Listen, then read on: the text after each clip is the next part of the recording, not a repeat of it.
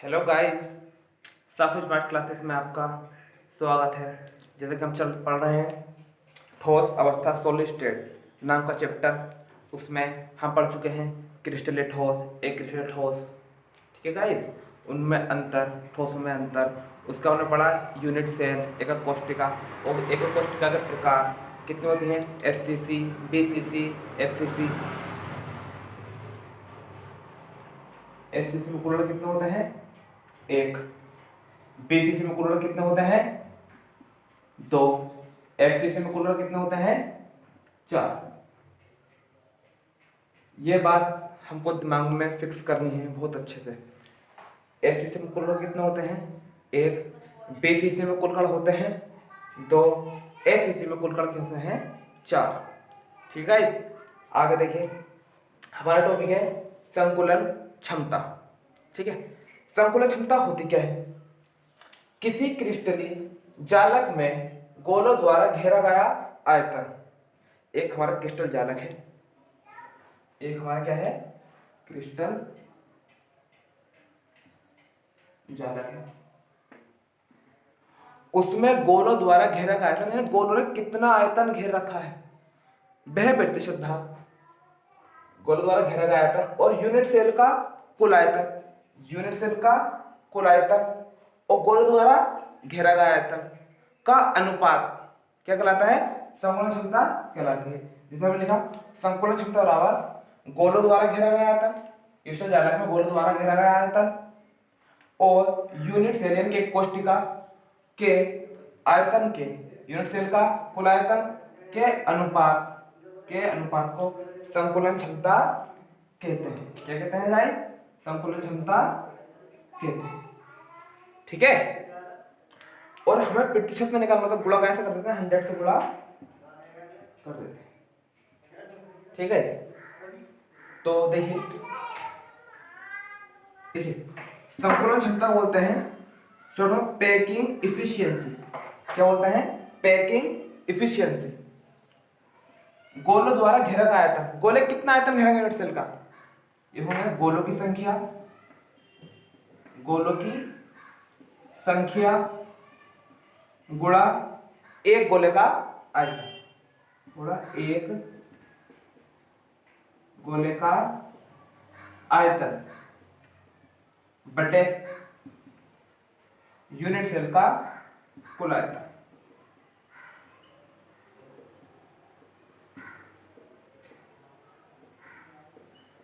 गुणा 100।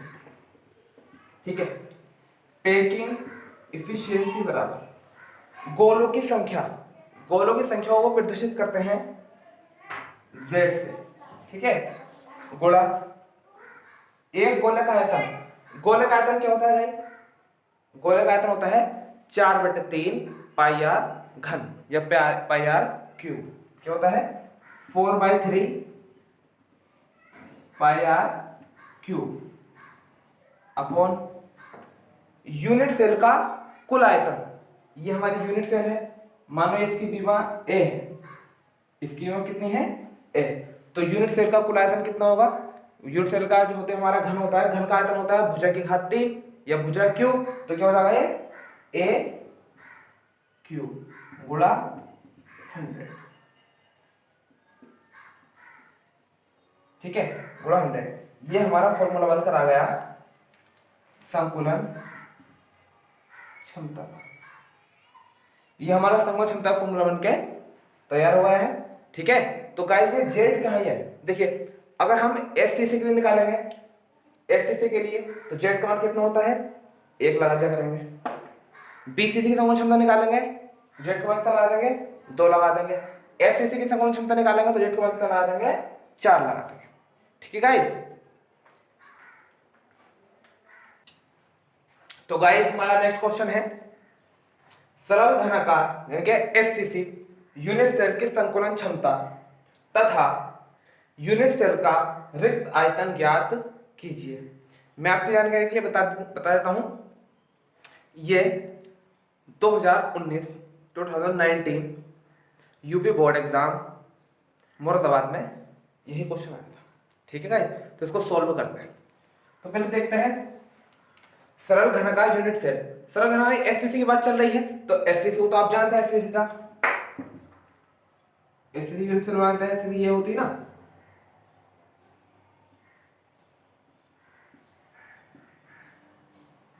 एससीसी में सभी कण कहाँ होता है, कोनों पर होते हैं, घन के कोनों पर।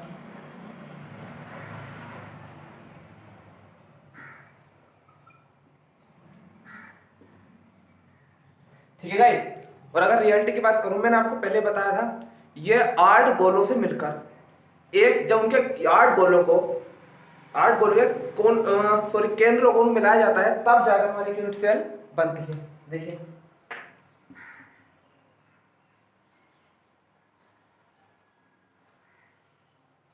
ठीक है, 4 गोले ये हैं, 4 इसके पीछे, वो दिखा नहीं सकते, 3D है, 4 ये और 4 इसके पीछे, इनके केंद्रों को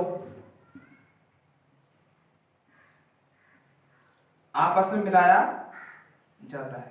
जैसे यहाँ पर ये गोला होगा, ये ऐसा होगा, ये गोला होगा, ऐसा होगा, ये गोला, ये भी ऐसा होगा, ये ऐसा होगा, ये ऐसा होगा, ये ऐसा होगा, इन केंद्रों में मिलाया जाता है, तो हमारी क्या बन जाती है, एक यूनिट सेल प्राप्त हमें होती है।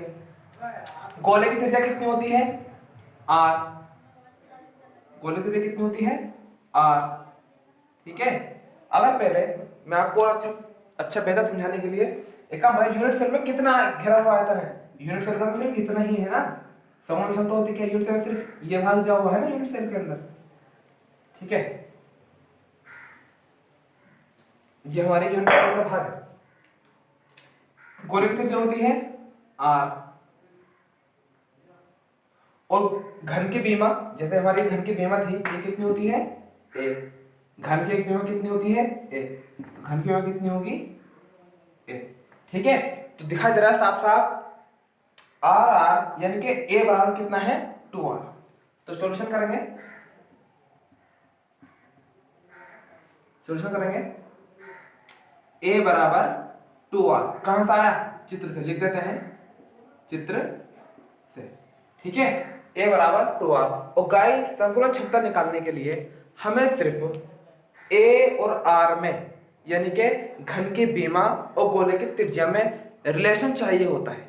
ठीक है गाइस, ये निकल गया, क्वेश्चन को तेजी है कर देते हैं। फॉर्मूला होता है हमारे पास पैकिंग इफिशियंसी, यानी कि संकुलन क्षमता बराबर, फॉर्मूला क्या होता है, z 4/3 pi r cube upon a cube और गुणा 100। ठीक है गाइस, करते हैं, पैकिंग इफिशियंसी बराबर z, एससीसी के लिए बताया था, एससीसी के लिए कितना होता है, z का मान 1 होता है, यहां लिख देता हूं मैं, एससीसी के लिए z बराबर 1, बीसीसी के लिए 2, एचसीसी के लिए 3, तो लगाते हैं हमारा z का मान कितना होगा, 1 गुणा 4/3 4/3 पाई r cube upon a, a कितना है, 2r, यानी कि 2r की घात क्यूब और गुणा 100। ठीक है, तो पैकिंग इफिशियंसी बराबर 4/3 पाई का होता है 5 कितना, 3.14 गुणा r की घात 3, ऐसे छोड़ो, क्यूब खोलते हैं तो ये होगा 8r की घात 3 और गुणा 100। ठीक है, 4 दूनी 8, r की घात 3, r की घात 3 कैंसिल, सीधे कैलकुलेशन है, कैलकुलेशन कर लेते हैं, इधर करता हूं,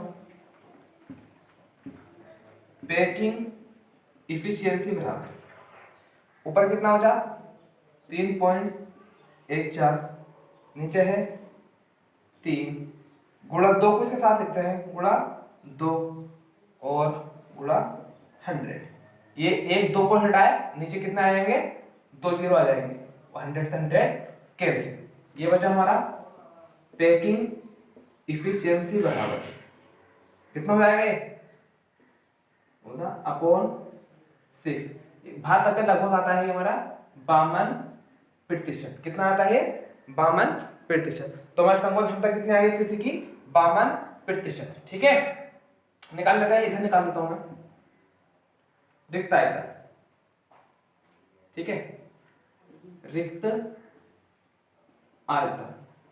तो रिक्त आयतन कैसे निकालेंगे? 100। रिक्त आयतन कैसे निकलेगा? क्योंकि देखो ये इतना भाग तो गोलों ने घेर लिया, ये जो भाग जितना भाग गोलों ने घेरा है वो कितना है? 52% है, और कुल कितना होता है? 100 होता है। तो निकाल लेंगे 100 माइनस 52 इक्वल टू कितना हो जाएगा ये? 48%। ठीक है, तो ऐसे ऐसे सब गोलों की क्षमता कितनी होती है? 52%, और रिक्त आयतन कितना होता है? 48%। ठीक है,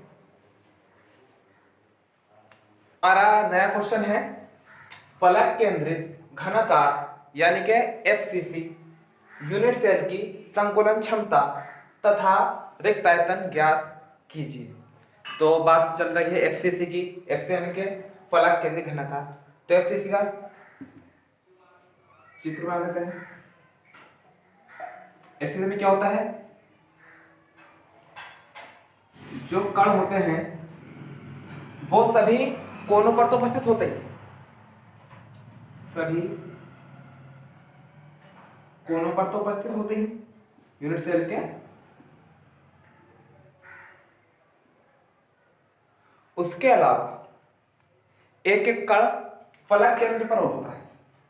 फलक पर कल पढ़ाया था आपको, जितने पिछली वीडियो नहीं देखी वो पीछे जाकर वीडियो देखें। ठीक है, आपको वीडियो देखनी पड़ेगी, एक पीछे दीवार पर होगा, देखिए। ठीक है, अब इसकी रियलिटी क्या है? अगर सिर्फ मैं एक साइड दिखाऊं, एक फ्रंट दिखाऊं आपको, तो वो कुछ इस टाइप से होता है।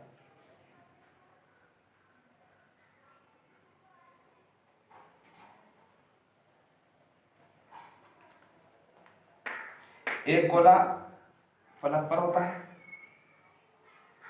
सभी कोनों पर होते हैं।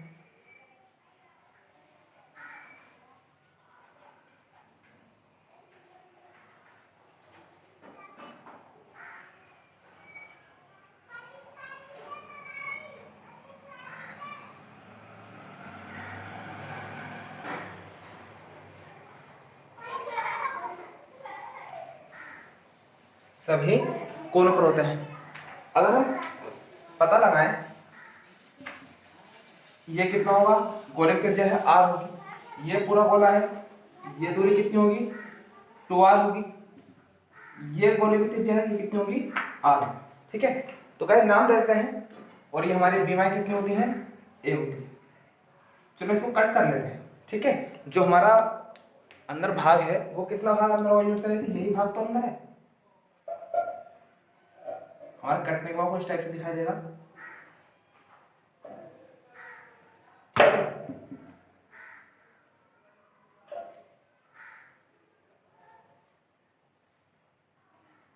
ठीक है, तो ये r होगी, गोले की त्रिज्या है, ये पूरा गोला है 2r, और ये कितनी होगी? r। और बीमा कितनी होती है? a होती है। बीमा कितनी होती है? a होती है। नाम रख देते हैं a b c। ये त्रिभुज बन रहा है,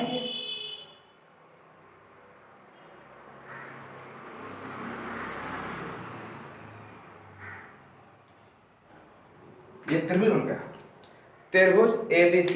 मैंने आपको बताया था संकुलन क्षमता निकालने के लिए हमें A और R में रिलेशन चाहिए होता है। A और R में आपको संबंध मालूम हुआ तो आप हमारा फॉर्मूला होता है, हमारे पास फॉर्मूला हमारे पास होता है पैकिंग एफिशिएंसी बराबर Z 4/3 pi r cube upon a cube गुणा 100। ठीक है गाइस, हमें r से ये वैल्यू काटनी होती है आपस में। कोई a का मान r के पदों में निकाल कर लाते हैं, उसको यहाँ पुट करते हैं, r से r कैंसिल करते हैं, उसके बाद से कैलकुलेशन हमारी आराम से हो जाती है। तो गाइस देखिए सॉल्यूशन करते हैं। त्रिभुज ट्रायंगल ए बी सी, त्रिभुज ए बी सी में पाइथागोरस प्रमेय का नाम सभी ने सुना है। पाइथागोरस प्रमेय से, पाइथागोरस प्रमेय से, ठीक है, क्या होती है वो?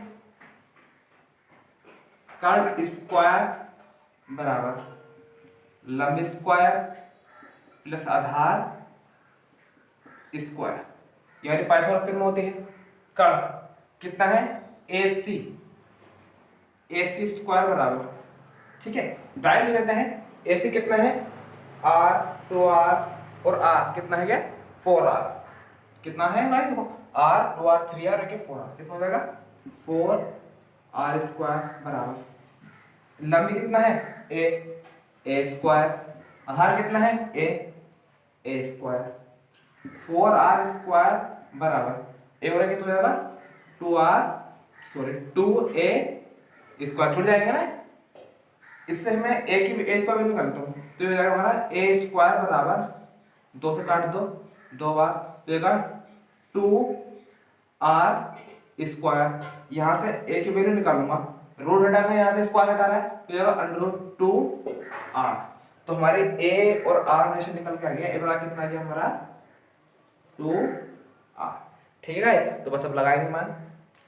पैकिंग इफिशियंसी बराबर फॉर्मूला लगाते पैकिंग इफिशियंसी का संकुलन क्षमता का, पैकिंग इफिशियंसी यानी संकुलन क्षमता बराबर जेड का मान कितना होता है, जेड का मान देखिए आपको FCC के लिए जेड का कितना मान होता है 4 होता है, ठीक है नहीं, FCC के लिए 1, BCC के लिए 2, FCC के लिए 4, ये पिछली वीडियो में आपको बता चुका हूँ, ठीक है। तो जेड का कितना आएगा 4 गुणा 4/3, पाई का मान लगाओ 3.14 गुणा R की घात 3 अब हो गया, इसे लगाएंगे a क्यूब, तो होगा √2 AR की घात क्यूब इक्वल टू इनटू 100, ठीक है। उसके बाद यहां कर लेते हैं पैकिंग इफिशियंसी बराबर, ठीक है। इसके बाद का है यहां से, ठीक है, एरो बना देता हूं मैं आपको, ये इसके बाद का है, गुणा कर लेते हैं 4 चौक 16 अपॉन 3 इंटू 3.14 गुणा R की घात 3 गुणा 100 अपॉन, इसको क्यूब खोलेंगे, इसका गैस का क्यूब हो जाएगा 2√2 R की घात 3, ठीक है, R से R कैंसिल और 2 से 8 हुआ, ठीक है। पॉइंट हटाएंगे गाइस, 2 के बाद 0 है तो कितने 0 हो जाएंगे 2 और 100 से 100। अब हमारा जो मकसद होता है वो R से R काटना होता है, ठीक है। R से R गया, आप सब नंबर है आप कैलकुलेशन कर सकते हैं, ये आता है 74%, ठीक है। तो संकुलन क्षमता कितनी होती है इसकी 74%, ठीक है। आप निकालो रिक्त आयतन FCC में रिक्त आयतन कैसे निकालते हैं 100 - 74 = 26, ठीक है गाइस। तो गाइस उम्मीद है आपको वीडियो पसंद आया होगा, ठीक है। आपको पसंद आया तो लाइक कीजिए, चैनल को सब्सक्राइब कीजिए, ठीक है गाइस। वो कमेंट करके बताइए आपको वीडियो कैसा लग रहे हैं। देखो आप कमेंट करते हो बहुत अच्छा फील होता है, हमें पता चलता है, कॉन्फिडेंस मिलता है हम सही भी कर रहे हैं या नहीं कर रहे हैं, ठीक है। तो आज के लिए इतना ही, ठीक है, गुड बाय।